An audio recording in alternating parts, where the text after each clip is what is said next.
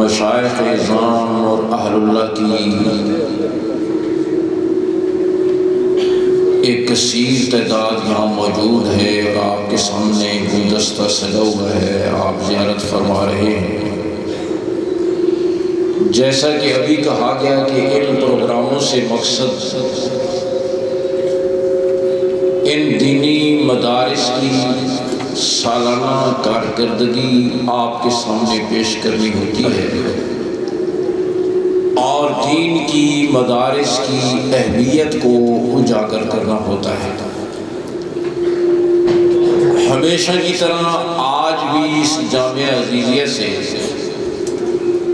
الحمدللہ 100 سے زائد بچے اپنی پسلیوں میں قرآن کی دولت، قرآن کا نور محفوظ کر کے اور میدان عمل میں اتر رہے ہیں، اور یہ فیض اور برکت ہے دارالقرآن فیصل آباد کا کہ جہاں سے آج الحمدللہ 1000 سے زائد طلباء اور طالبات فارغ التحصیل ہو رہے ہیں۔ کہیں الحمدللہ، اور اونچی آواز سے کہو الحمدللہ۔ اور میں یہ عرض کیا کرتا ہوں، ادھر ادھر نہ دیکھیں، میں یہ عرض کیا کرتا ہوں کہ آپ نے اگر مدرسوں سے تعاون کیا ہے، تعمیر کی ہے، پنکھے لگوائے ہیں، چھت ڈالی ہے، قالین بچھایا ہے، طلباء کے لیے خود و نوش کا انتظام کیا ہے، میں آپ کے اس جذبے کو سلام کرتا ہوں کہ پاکستان کا مسلمان اپنے خون پسینے کی کمائی سے ان اداروں کے ساتھ تعاون کرتا ہے، اور ان خیروں میں جہاں پڑھنے اور پڑھانے والے شریک ہیں، الحمدللہ آپ بھی شریک ہیں، اور آپ کا یہ جذبہ بہت قابل قدر ہے۔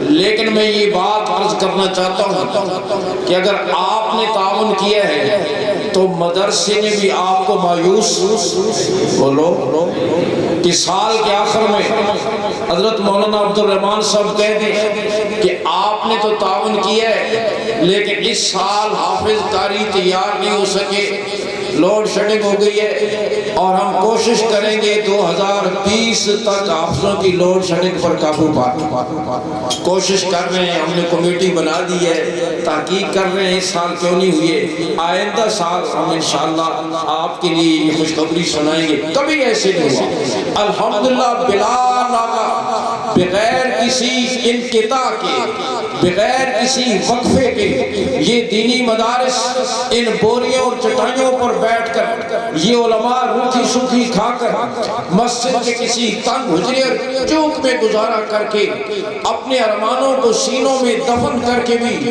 تانوں کے باوجود، پابندیوں کے باوجود، الحمدللہ انہوں نے قوم کا رشتہ کلمے سے ٹوٹنے، بولو کلمے سے ٹوٹنے، قرآن سے ٹوٹنے نہیں دیا، اور آج اس کی برکت ہے کہ الحمدللہ الحمدللہ ان دینی مدارس، ان اہل اللہ کی دعاؤں کی برکت سے، محنتوں کی برکت سے آج الحمدللہ یہاں ان مدارس کے فیض یافتہ نہ صرف پاکستان میں بلکہ پوری دنیا میں قرآن و سنت کے نور کو پھیلا رہے ہیں۔ یہاں دارالقرآن کا یہ فیض، میں ملیشیا گیا، وہاں الحمدللہ چپے چپے پر چمکتے ہوئے سورج کی طرح یہاں کا فیض نظر آ رہا ہے، یہاں کی تربیت نظر آ رہی ہے، اور پوری دنیا میں ہمارے بچے عصری تعلیم کے لیے دنیا کے ملکوں میں جاتے ہیں، اور دنیا بھر سے بچے علم نبوت کے لیے پاکستان کا رخ کرتے ہیں۔ ان علماء نے، مدارس نے قوم کو لوٹا نہیں، قوم کو پسماندہ نہیں بنایا، بلکہ الحمدللہ یہ مدارس قوم کی اور ملک کی، وطن کی عزت آبرو کا سبب ہے کہ ہمارے بچے باہر جاتے ہیں، اور باہر سے دنیا بھر سے بچے علم نبوت کے لیے پاکستان کو رخ کرتے ہیں۔ میں تلگان کے ایک پروگرام میں گیا، وہاں 28 بچوں کا حفظ قرآن مکمل ہوا، 20 پاکستانی، 8 غیر ملکی بچوں میں 2 بچے فرانس کے، 2 تھائی لینڈ کے، 2 روس کی ریاستوں کے اور 2 چین کے۔ آپ یقین کریں کہ آخری بچہ چین کا جس کی دستار بندی ہوئی 6.5 سال کی عمر، اور قاری صاحب کہنے لگے 4 سال کی عمر میں اس بچے نے قرآن یاد کرنا شروع کیا، 6.5 سال کی عمر میں مکمل کیا، 2.5 سال کے عرصے میں نہ اس نے والدین کو دیکھا نہ والدین نے اسے دیکھا۔ میں نے کہا یا اللہ کہاں چین اور کہاں تلگان کا دیہات، اس نے 4 سال کی عمر میں ماں کی گود چھوڑی، باپ کی شفقت چھوڑی، بہن بھائیوں کی محبت چھوڑی، اپنا علاقہ چھوڑا، تہذیب چھوڑی، اور قرآن کی محبت کہاں سے اٹھا کر اسے کہاں لے آئے۔ آج الحمدللہ یہ دینی مدارس اور یہ علماء قوم کے وقار کو بلند کر رہے ہیں، اور یہ دینی مدارس دینی قدروں کے تحفظ کا ذریعہ ہے۔ بلکہ میں یہ عرض کروں تو بے جا نہ ہوگا کہ یہ در و دیوار جن میں قال اللہ اور قال رسول کی صدائیں بلند ہوتی ہیں، یہ ہمارے وجود اور بقا کا ذریعہ ہے۔ عصر حاضر کے مفکر اسلام حضرت مولانا ابو الحسن علی ندوی رحمہ اللہ کا وہ جملہ آب زر سے لکھنے کے قابل، وہ فرماتے ہیں مسلمانوں کی بقا اسلام کی وجہ سے ہے، اور اسلام کی بقا دینی مدارس کی وجہ سے۔ آپ کہیں میرے ساتھ، مسلمانوں کی بقا بول اسلام کی وجہ سے۔ اس کو دل کی تختی پر لکھ لیں اور اس کو گلی کوچوں میں عام کریں اس جملے کو، مسلمانوں کی بقا اسلام کی وجہ سے ہے، اور اسلام کی بقا دینی مدارس کی وجہ سے ہے۔ دینی مدارس رہیں گے تو اسلام رہے گا، اسلام رہے گا تو مسلمان رہیں گے۔ جب تک یہ دینی مدارس رہیں گے، قال اللہ اور قال رسول کی صدائیں بلند ہوتی رہیں گی۔ حدیث شریف میں آتا ہے لا تقوم الساعة حتی یقال اللہ اللہ، جب تک بھی زمین پر ایک آدمی بھی اللہ اللہ کرنے والا رہے گا، یہ ساری کائنات چلتی رہے گی، زمین آسمان موجود رہیں گے، سورج چمکے گا، چاند طلوع ہوگا، ستارے چمکیں گے، موسم بدلیں گے، دریا بہیں گے، چشمے پھوٹیں گے، پھول کھلیں گے، پھل پکیں گے، پوری کائنات کا نظام چلتا رہے گا جب تک یہ زمین پر ایک آدمی بھی اللہ اللہ کرنے والا ہوگا۔ اور جس دن وہ بھی نہیں رہے گا، رب ذوالجلال فرمائیں گے جن کے لیے بنائی گئی تھی وہی نہیں رہے، اس کا کھانے کو لپیٹ دیا جائے۔ تو جب تک مدارس رہیں گے، ان مدارس میں اللہ اللہ ہوتا ہے، قال اللہ اور قال رسول کی صدائیں بلند ہوتی ہیں۔ آپ غور فرمائیں اس وقت جو مدارس چل رہے ہیں، ان میں الحمدللہ وفاق المدارس کے تحت چلنے والے مدارس میں 25 لاکھ بچے اور بچیاں علم نبوت کو حاصل کر رہے ہیں۔ اور یہ بھی عرض کرتا چلا جاؤں، جتنا مدارس کو دیوار سے لگانے کی کوشش کی جا رہی ہے، ان مدارس کی کردار کو محدود کرنے کی کوشش کی جا رہی ہے، ان کو پابندیوں میں جکڑنے کی کوشش کی جاتی ہے، اتنا اللہ مدارس کو بڑھاتے چلے جا رہے ہیں، اتنا مدارس کی تعداد بڑھتی چلی جا رہی ہے۔ پرویز آیا تھا تو وفاق المدارس کے ساتھ رجسٹرڈ مدارس کی تعداد 4,500 تھی، جب گیا تو 14,500 تھی، اور اب 22,500 ہے، اور دن بدن یہ تعداد بڑھتی چلی جا رہی ہے۔ آج وہ مدارس کو بند کرنے والا، اور مدارس کو اس لیے میں کہتا ہوں عبرت حاصل کرو، مدارس کو پابندیوں میں جکڑنے والا آج موٹے آنسو بہاتا ہے، کہتا ہے دبئی تو میرا وطن نہیں، برطانیہ تو میرا وطن نہیں، مجھے ملک میں آنے دو، اور مجھے ایسی بیماری لگ گئی ہے کہ جو 10 لاکھ آدمیوں میں ایک آدمی کو لگتی ہے۔ ہم نے کہا ایک کو نہیں لگتی، تیرے جیسے سب کو لگتی ہے۔ آج وہ آنسو بہا رہے، زمین اس پر تنگ ہو گئی، اسلام آباد کا اس کا محل، اس میں الو بول رہے ہیں، لیکن ملا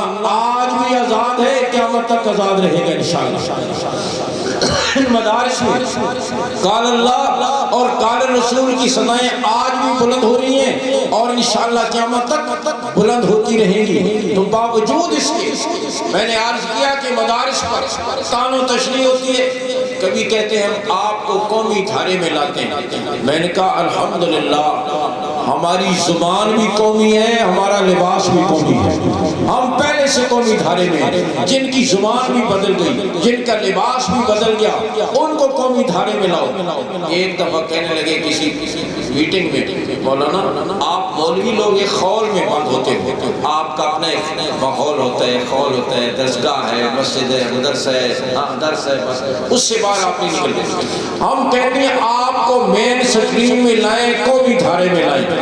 میں نے کہا توبہ کرو, جتنا مولوی مین سٹریم میں اتنا تو اور ہے ہی نہیں. میں نے کہا میں مسجد میں نماز پڑھاتا ہوں, میرے پیچھے فوجی بھی, سیولین بھی, 5ویں گریڈ والا, 15ویں گریڈ والا, 20ویں گریڈ والا, چھوٹا دکاندار, بڑا دکاندار, ڈاکٹر, انجینئر, ریڈی والا, پنچر لگانے والا, دودھ بیچنے والا, سبزی فروش, سارے میرے پیچھے نماز پڑھتے ہیں. میں ان سے ملتا ہوں, وہ مجھ سے ملتے ہیں, محلے کی سطح پر, شہر کی سطح پر, دوسرے شہروں کی سطح پر, اور روزانہ میں ہزاروں آدمیوں سے ملتا ہوں. بخلاف آپ کے, آپ یونیورسٹی کے جس ڈپارٹمنٹ جاتے ہیں, فزکس میں جاتے ہیں تو کیمسٹری میں نہیں, اردو میں جاتے ہیں تو انگلش میں نہیں, ہسٹری میں جاتے ہیں جغرافیہ میں نہیں, میتھمیٹکس میں جاتے ہیں کیمسٹری میں نہیں. یہ جائے کہ آپ کو باہر کی دنیا کا پتہ ہو, آپ کو تو اپنی یونیورسٹی کے دوسرے شعبوں کو پتہ نہیں ہوتا. مین سٹریم میں ہوں یا میں نے کہا ہم تو اتنے مین سٹریم میں ہیں, رات کو کسی کو ڈراؤنا خواب آئے فجر کے بعد وہ بھی مجھے پتہ ہوتا ہے, کسی کے بیٹے کی شادی ہونے ہو مجھے پتہ ہوتا ہے, بیٹی کا نکاح ہونا ہو مجھے پتہ ہوتا ہے, دکان کے افتتاح ہونا ہو مجھے پتہ ہوتا ہے, اولاد نہ ہو رہی ہو مجھے پتہ ہوتا ہے, ہو جائے تو مجھے پتہ ہوتا ہے,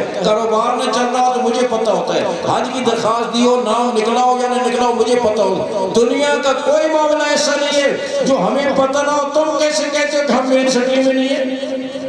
ہم سے زیادہ مین سٹریم میں کوئی نہیں. پھر کہنے لگا مولانا آپ لوگوں میں برداشت کی کمی ہوتی ہے, ٹالرنس کی کمی ہوتی ہے, آپ لوگ جلدی بھڑک جاتے ہیں. میں نے کہا نہیں, تمہیں پون گھنٹہ ہو گیا مجھ سے بات کرتے ہوئے, کسی چیز میں تم نے مجھ سے اتفاق نہیں کیا, ہر چیز میں اختلاف کے, میں تو نہیں بھڑکا. میں نے کہا ہم تو اتنی برداشت رکھتے ہیں, گھر میں جو بیوی کو اتنا بھی نہیں کہہ سکتا سالن میں نمک زیادہ ہو گیا ہے, ہمارے لیے تو وہ بھی شعر ہوتا ہے, ہم اس کی بھی بات سنتے ہیں, اس کی بھی برداشت کرتے ہیں. تو الحمدللہ ان رکاوٹوں کے باوجود مختلف انداز کے تانے اور مختلف طریقے سے کہ یہ دہشت گردی کے مراکز ہیں, الحمدللہ ہم نے کہا یہ دین اسلام کی تعلیم دیتے ہیں اور یہ اسلام کے مراکز ہیں. اسلام امن کا مذہب ہے, یہ محبت کے مراکز ہیں, سلامتی کے مراکز ہیں. آپ کسی مدرسے میں چلے جائیں, دارالقرآن میں دیکھیں, دادیہ میں دیکھیں, کسی مدرسے میں چلے جائیں, چاروں صوبوں کے ہر زبان بولنے والے طلباء وہاں ایک چھت کے نیچے تعلیم حاصل کرتے ہیں. ان مدارس نے قوم کو اجتماعیت دی ہے, تفریق ختم کی ہے, تعصبات ختم کیے ہیں, اور ایک یکساں نصاب تعلیم دیا ہے. جس بوری اور چٹائی پر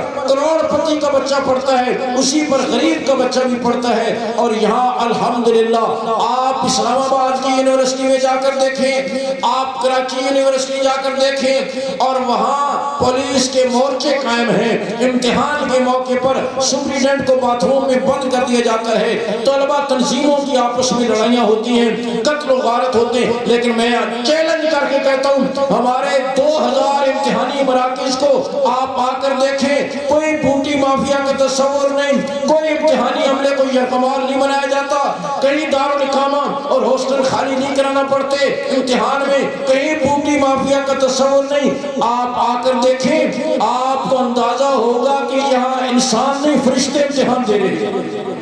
اور آپ کے سامنے یہ بچے, یہ گلدستہ سجا ہوا ہے جن کی پسلیوں میں اللہ نے اپنی وحی محفوظ کی ہے.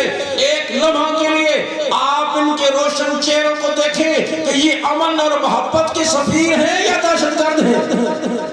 ان کو دیکھ کر اللہ کی رحمتیں نازل ہوتی ہیں, ان مدارس کی وجہ سے عذاب چلتے ہیں, اللہ کی رحمتیں نازل ہوتی ہیں. اور جتنا جتنا میں نے عرض کیا ان کو دبایا جا رہا ہے. 1 سال پہلے کی حکومتی رپورٹ ہے کہ اسلام آباد میں دینی مدارس کی تعداد سکولوں سے بڑھ گئی ہے, حکومتی رپورٹ ہے. تو میں نے عرض کیا ان رکاوٹوں کے باوجود الحمدللہ یہ مدارس قوم کی دینی ضرورت کو پورا کر رہے ہیں. آج اگر گھروں میں, زندگیوں میں, مردوں میں, عورتوں میں, تاجروں میں اگر کہیں بھی کوئی دین نظر آتا ہے تو یہ برکت ہے یہ علماء اور دینی مدارس کی. کہو الحمدللہ. اور آج ان سے یہ تعلق توڑنے کی کوشش کی جا رہی ہے. آپ نیت کرو ہم یہ تعلق اور مضبوط کریں گے انشاءاللہ. میں نے عرض کیا انہوں نے کبھی ہڑتال نہیں کی. آپ نے کبھی سنا ہو کہ دارالقرآن میں، امدادیہ میں، دارالعلوم کراچی میں ہڑتال ہو گئی ہے، یا علماء نے ہڑتال کر دی ہے کہ ہماری تنخواہیں بڑھائیں نہیں تو ہم مسلح چھوڑ ہڑتال کرتے ہیں، نہ نمازیں پڑھائیں گے نہ ہم جنازے پڑھائیں گے.